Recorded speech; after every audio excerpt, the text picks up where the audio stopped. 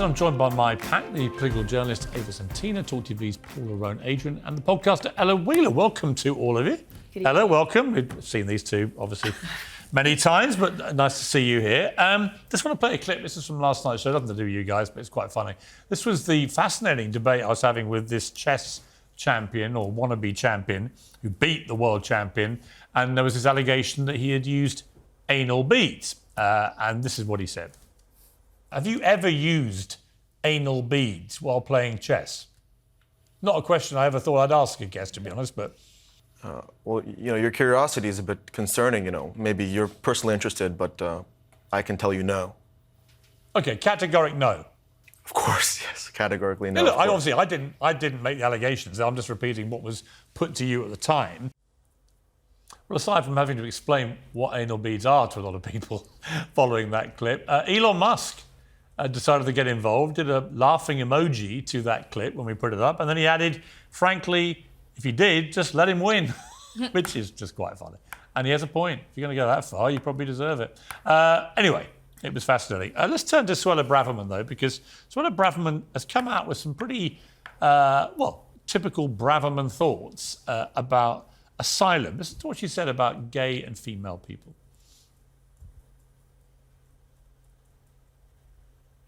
Are we going to listen to it? There are vast swathes of the world where it is extremely difficult to be gay or to be a woman. Where individuals are being persecuted, it is right that we offer sanctuary.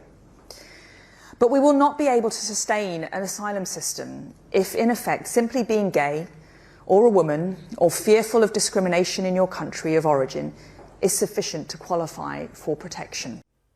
Right, OK. Ella, your reaction to that? Well, I disagree with Suella Braverman in terms of my approach to immigration policy is much more liberal. But I think the point that she raises in terms of this sort of stumbling block that we seem to be coming up against democratically about how a government can enact immigration policy, what kind of decisions can be made, and this sort of perennial issue of the European Convention on Human Rights, which, is basically talking about, I think it's a debate that has to be had out, whether or not, she's right, of course, there are lots of places where, well, she used the term vast swathes, which would suggest that she's, still intends the kind of generosity of the asylum process to be quite vast.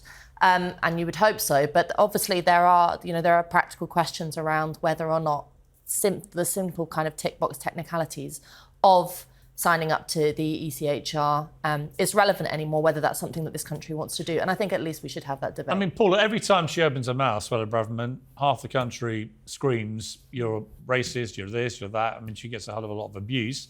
Other people commend her straight talking and the fact she's prepared to sometimes say the unmentionable and not cares about upsetting people to encourage debate. Where do you sit with this particular one? I mean, there are going to be millions and millions more people seeking asylum. We know this, seeking to be refugees. No, but there are. We know that. No, Piers. No, we don't know Yes, we that. do. No, we don't We do. know that. There are people guessing that is what will happen. It is highly likely, as a result of that. climate change, if nothing else, it is highly likely But where are they we're going to see... go? Well, where are they going to go? We know, because the figures tell us, that most refugees go to the country next door.